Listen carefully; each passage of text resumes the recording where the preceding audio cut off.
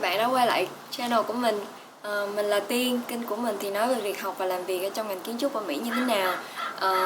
Ngày hôm nay thì hiện tại thì mình đang ở đằng sau cái sân nhà mình, và mình cũng không biết là hàng xóm của mình có la không nếu mà nghe thấy mình á. Nhưng mà thôi kệ đi, nếu mà bị la thì vào trong nhà lại. Ok, thì ngày hôm nay thì mình sẽ quay lại với một video nữa nói về những việc mà mình thấy hơi kỳ cục khi mà mình ở trong ngành kiến trúc. Thì trước khi mà mình vào video thì có hai việc mình muốn nhắc tới. Là một việc á là có nhiều bạn nói là cái cách mình nói chuyện ở trên video còn hơi kiểu gượng gạo với lại giống đọc sách quá. Thì mình xin lỗi là mình chưa có quen lắm với cái việc nói trước camera, nhưng mà mình sẽ cố gắng hơn vào những video sau. Còn thêm một việc nữa là có máy bay mới đi ngang nữa. Thêm một việc nữa là có việc thứ hai nữa là có một số bạn không có học ở trong ngành kiến trúc, thì khi mà mình nói tới những cái software như là Revit, Rhino hoặc là Lumion á, thì mấy bạn nó không có hiểu là mình đang nói về cái gì hết. Thì cái đó cũng là một cái thiếu sót của mình khi mà edit video, thì mình sẽ cho thêm nhiều thông tin khi mà mình nhắc tới những cái software này, hoặc là mình sẽ làm riêng hẳn một cái video để nói về những cái software này thôi. Nếu mà các bạn muốn coi những cái video như vậy á, thì comment bên dưới cho mình biết nha. Ok, thì bây giờ mình bắt đầu video này luôn nha. Thêm nữa là đồng hành của ngày hôm nay mình có matcha latte do chính tay mình làm, sẽ đồng hành với mình trong video này. Until I found someone who laughs like you.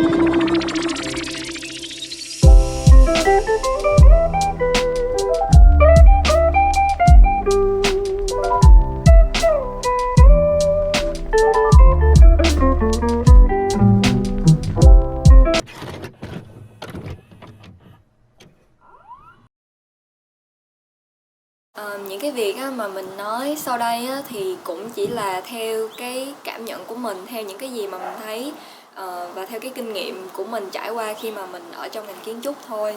Nếu như mà bạn thấy không đúng với bạn thì đó cũng là chuyện bình thường thôi. Có thể là bạn học khác mình, bạn trải qua những cái kinh nghiệm khác mình, nên những cái ý kiến của bạn khác mình thì việc đó cũng bình thường thôi. Thì cái việc đầu tiên mà mình muốn nói tới thì chắc là những bạn mà học ngành này rồi thì chắc là cũng không xa lạ gì hết, đó là cái việc thiếu ngủ. Thậm chí là khi mà mình còn đi học thì cái việc thiếu ngủ đối với mình cũng là bình thường thôi. Kiểu nếu như mà mình không làm bài xong kịp mà mình đi ngủ thì làm sao mình an tâm mình đi ngủ được, đúng không? Nhưng mà khi mà mình đi học xong rồi đi ra trường làm việc và mình có nhiều thời gian hơn để chăm sóc bản thân cũng như là làm những công việc khác ngoài kiến trúc như là YouTube chẳng hạn, thì mình mới cảm thấy là cái việc không có thời gian cho bản thân, không có thời gian cho gia đình, không có thời gian ăn ngủ là cái việc nó tệ đến mức nào. Mình biết là khi mà các bạn học những cái ngành khác thì cũng có khi bạn phải thức khuya để học bài, nhiều khi là không ngủ luôn. Nhưng mà mình thấy là những cái việc đó chỉ xảy ra khi mà đến mùa thi thôi. Còn ngành kiến trúc thì mình thấy nó diễn ra đều đặn hàng tuần, như là phim dài tập vậy đó. Việc thứ hai mà mình thấy là mình hay bị hỏi nhiều nhất là khi mà mình nói là mình học trong ngành kiến trúc thì các bạn nó sẽ hỏi là ồ, chắc là bạn vẽ đẹp lắm hả, chắc là bạn có hoa tay lắm hả. Nhưng mà không. Thật ra thì mình vẽ cũng được, mình biết vẽ, nhưng mà mình không có thích vẽ lắm, nghĩa là vẽ bằng tay ấy nha. Nhưng mà vẽ bằng trên máy tính thì mình vẽ được, kiểu là mình có thể ngồi hàng giờ ngồi vẽ trên máy tính, nhưng mà vẽ bằng tay thì mình sorry, không có giỏi lắm. Cái việc thứ ba mà mình muốn nói tới là cái việc sắp xếp thời gian như thế nào cho hợp lý. Thì mình nghĩ là khi mà mình còn đi học thì mình làm dở nhất là cái công việc này. Kiểu mùa học nào thì mình cũng bảo là ok, cái mùa học này mình sẽ có thời gian ngủ nhiều hơn, mình sẽ sắp xếp thời gian cho hợp lý để mình đọc bài sớm rồi nọ, nhưng mà không. Kiểu nhiều khi mình dành cả ngày trời ra chỉ để làm một công việc duy nhất là lên ý tưởng cho đồ án của mình. Mình đi tìm ý tưởng rồi sau đó mình dựng lên mô hình thì mình lại thấy là không hợp lý, không đẹp, và mình cứ làm đi làm lại cái công việc đó hàng tiếng đồng hồ, và kiểu nó rất là mất thời gian và làm những cái công việc sau của mình, những cái dự định khác của mình nó bị đình trệ lại. mình bắt đầu cảm thấy cái việc nói chuyện ở đây nó hơi sai, tại bên này có con chó, xong đây có chim, rồi lâu lâu có máy bay bay ngang qua nữa. Thì mình xin lỗi nếu mà các bạn không có nghe mình rõ, nhưng thì mình sẽ cố gắng nói to hơn. Thì cái việc thứ tư là cái việc cũng liên quan tới sắp xếp thời gian cho hợp lý. Đó là việc cứ làm đi làm lại nhiều lần một cái gì đó. Thì thực sự đây là cái việc mà làm cho mình nản nhất, nhưng mà cũng là việc kiểu rèn luyện cái tính kiên nhẫn của mình khi mà mình học ngành này. Thì mình thấy là để mà bạn làm một cái gì đó thì đầu tiên là bạn phải có ý tưởng, đúng không? Mà để có ý tưởng thì bạn phải trau dồi kiến thức cho mình thật là nhiều, tìm hiểu thật là nhiều về cái mà bạn định làm. Rồi sau đó thì bạn mới thực hiện nó bằng cách là dựng mô hình, làm ra bản vẽ. Nhưng mà nhiều khi bạn dựng lên mô hình rồi bạn mới thấy là cái chỗ này nó không hợp lý lắm, cái chỗ này nó không được đẹp lắm, thì bạn cứ phải chỉnh sửa và làm đi làm lại nhiều lần. Nhiều khi là tệ hơn nữa là bạn đã có tất cả rồi, bạn có ý tưởng, bạn rất là hài lòng với nó, bạn làm ra mô hình, bạn dành hàng tiếng đồng hồ làm ra bản vẽ, nhưng mà khi mà trình bày với thầy cô thì bị bắt làm lại từ đầu. Xin lỗi bạn, nhưng mà việc đó là có thể xảy ra. Nhưng mà kiểu nghe theo cái ý kiến của người khác hay không đó là quyền của bạn thôi. Nhưng mà khi mà mình còn đi học thì mình cảm thấy là mình còn thiếu rất là nhiều kinh nghiệm, và cái việc lắng nghe ý kiến của người khác đối với mình rất là tốt. Kiểu là mình cố gắng, không phải là ý kiến nào của người khác thì mình cũng nghe, nhưng mà mình cố gắng tiếp thu nó, và mình cố gắng làm cho cái bài của mình hoàn thiện hơn từng chút một, để khi mà mình ra cái sản phẩm cuối cùng thì mình cảm thấy là nó hoàn thiện và mình tự hào với nó, và mình bỏ vào portfolio của mình thấy rất là xứng đáng.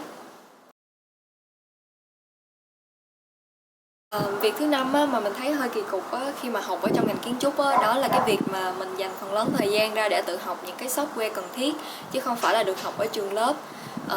Thì như các bạn cũng biết rồi đó, để học ở trong ngành kiến trúc thì có khá là nhiều những cái software mà bạn nên biết, như là để cho ra bản vẽ thì có AutoCAD, để dựng mô hình thì có Rhino 3ds Max hoặc là SketchUp. Thì những cái phần mềm này mình biết là có một số trường ở Việt Nam có dạy Revit và có dạy SketchUp. Mình sẽ để những cái hình ví dụ ở đây cho các bạn biết những cái software này là như thế nào. Nhưng mà mình sẽ không nói chi tiết về những cái software này vì nó làm cho cái video này dài quá. Thì khi mà mình học ở trường Community College là trường cộng đồng thì mình có được học AutoCAD, nhưng mà khi mà mình lên trường UC Berkeley thì mọi người ở đây đều xài Rhino hết. Mỗi thứ 6 hàng tuần thì sẽ có 2 anh lớp trên xuống và để chỉ những cái tool đơn giản basics cho những đứa mà không có biết gì về cái software này như là mình chẳng hạn. Rồi mình học bằng cách là mình hỏi các bạn của mình, hoặc là mình thật ra thì mình dành phần lớn thời gian ra để tự học là nhiều hơn. Mình học bằng cách là kiểu mình thực tập nó, mình tự làm, rồi mình tra trên mạng. Thì cái việc mà buồn nhất ở đây là khi mà mình học giỏi Rhino rồi khi mà mình ra trường thì mọi người ở công ty mình không có xài Rhino. Đa số công ty hiện nay thì xài phần mềm SketchUp vì nó là phần mềm nhanh nhất. Bạn có thể dựng mô hình 3D và cho ra bản vẽ cùng một lúc luôn. Nó rất là nhanh và nó rất là tiện. Thực ra ở công ty Việt Nam thì có xài những phần mềm khác như là phần mềm AutoCAD và Revit cùng một lúc luôn. Rồi cũng xài những cái phần mềm rendering như là 3ds Max, Lumion này nọ. Nhưng mà khi mà mình đi làm ở công ty ở Mỹ bây giờ thì mọi người ở đây làm 100% trên Revit luôn. Thậm chí là cả rendering cũng ở trên Revit luôn, mặc dù nó không đẹp bằng những cái software khác. Nhưng mà để tiết kiệm thời gian thì mọi người ưu tiên cái việc xài Revit nhiều hơn, như là mình đã nói trước ở cái video trước á. Cái việc cuối cùng cũng là cái việc mà mình cảm thấy kỳ cục nhất, cũng như là cái việc mà mình cảm thấy bức xúc nhất ở trong cái ngành này đó là cái việc mà mình cảm thấy tiền lương nó không có xứng đáng với cái công sức và cái thời gian mà kiến trúc sư bỏ ra. Nhất là khi mà mình làm ở Việt Nam mình cảm thấy lúc nào công ty cũng mong muốn nhân viên phải ở lại thêm giờ, phải về trễ, phải làm thêm sau cái giờ làm. Mình đồng ý là khi mà bạn ở trong ngành này có những ngày mà bạn phải chạy deadline, bạn phải bắt buộc, bạn phải tăng ca, bạn phải làm thêm giờ. Nhưng mà nếu mà cái việc này nó xảy ra thường xuyên quá thì mình không có đồng ý lắm, vì cái tiền lương mà mình nhận được ở Việt Nam nó không có xứng đáng lắm cho cái việc mà mình phải tăng ca thường xuyên. Thậm chí là khi bây giờ mình ở Mỹ thì cái mức lương của mình cũng khá là cao hơn so với Việt Nam thôi, nhưng mà với cái mức sống hiện tại của mình á, thì đó là cũng gọi là một cái mức lương thấp, và mỗi tháng á, mình cũng chỉ để dành dụm lại một ít thôi, và mình cũng phải mất một thời gian rất là dài nữa thì mình mới có thể nghĩ tới chuyện là mua nhà cửa này nọ. Nhưng mà hiện tại thì cái việc đó là quá xa vời đối với mình.